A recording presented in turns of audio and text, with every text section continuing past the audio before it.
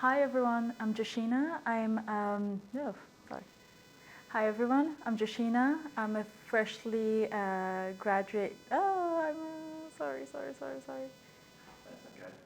Actually, let's just go, rather than introducing yourself, what is it that you're actually studying? What's your Yes. speciality? Hi, so I just finished my PhD looking at the impacts of COVID and an oil spill on coastal communities in Mauritius, which is a small island in the Indian Ocean. And my focus so far has been on the East African region. So I've looked at people's connection to nature, environmental behavior when it comes to protecting natural environment, and really this deep connection that people have with their environment and how they can impact it, but also how they benefit from nature. Okay. And where we're at the moment, as far as climate change is concerned, is there any convergence with the change in the climate and what we're doing? Yes, definitely, because coastal communities are of course, because coastal communities are facing increasingly the pressures from anthropogenic stresses, but also natural disasters, which are increasing in frequency and amplitude. So climate change is one of the biggest stresses, biggest pressures that these coastal communities are experiencing. And when we speak about ocean-based climate restoration, it is not just a nice to have for these communities, it is one of the most pressing needs because they have so many values attached to the ocean and coastal ecosystems. Okay. What type of ocean restoration projects are you aware of or that you're involved in? So I will focus on my home country. So in Mauritius, there has been several community-led and NGO initiatives that has focused on seagrass and mangrove restoration, and really doing baseline surveys and working with coastal communities to expand the areas of these mangrove and seagrass ecosystems and make sure that they are not being impacted by human activities. Okay. And you think there's enough of awareness generally that the things that you're talking about protecting here are so important to carbon capture? Can you repeat that question, please? Yeah, sure. So can you just talk in terms of restoration with ocean life isn't just about restoration of the ocean life itself, it goes beyond that to the planet and the climate. Yeah, definitely. So my focus has been on how blue carbon ecosystems like mangroves and seagrass are important for livelihoods and food security of coastal communities, but much more beyond that. There's also the fact that these ecosystems help sequester a lot of carbon, more than terrestrial forests, for example, and this is where it plays a big role in climate regulation. So there's so many benefits that we are going to reap from protecting such critical ecosystems, but it's just important to acknowledge that not everyone benefits from it in the same way from a local to global level, but the baseline is essential, is that we need to protect these ecosystems for a wide variety of reasons. What are your personal thoughts on where we're at as a planet at the moment? Does that keep you up at night? Definitely, but I think one thing I'm very grateful for is that I get to work in the solution space a lot.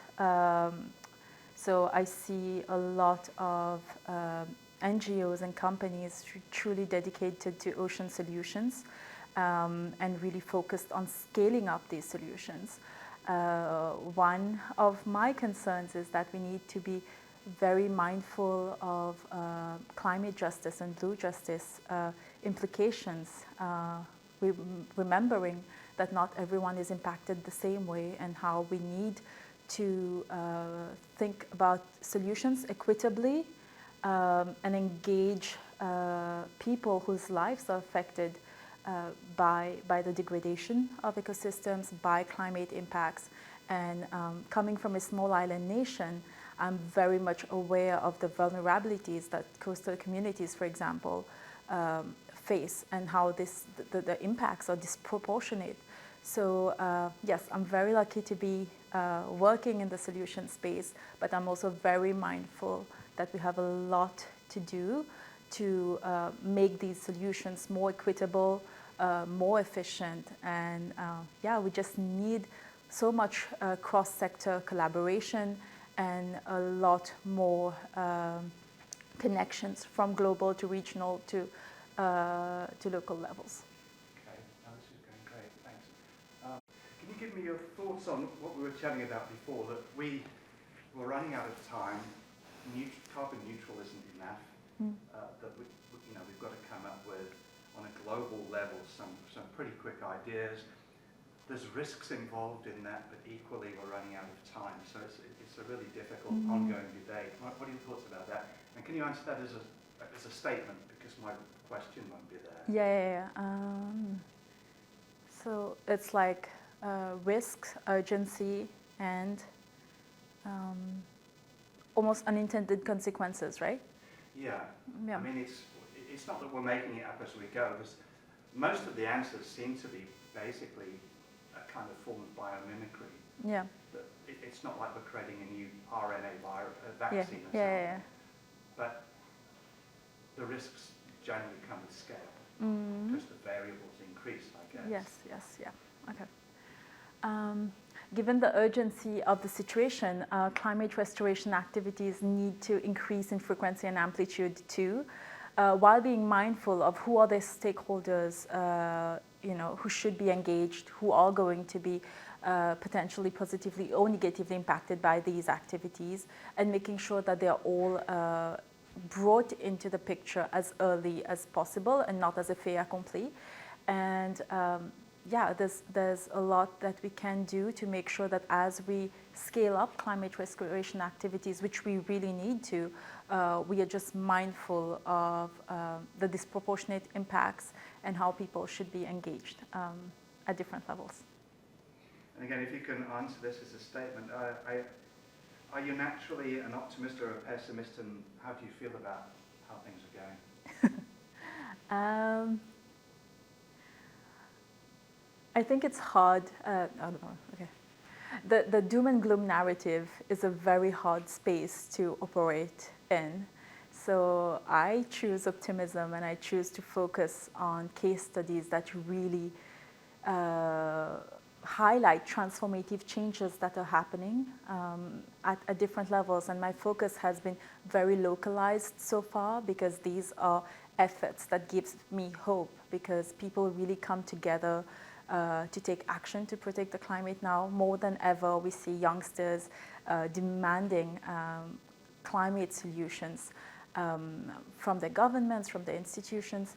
And this is this gives me a lot of hope. And I think this is the space I want to operate in, and this is the space I want to contribute to.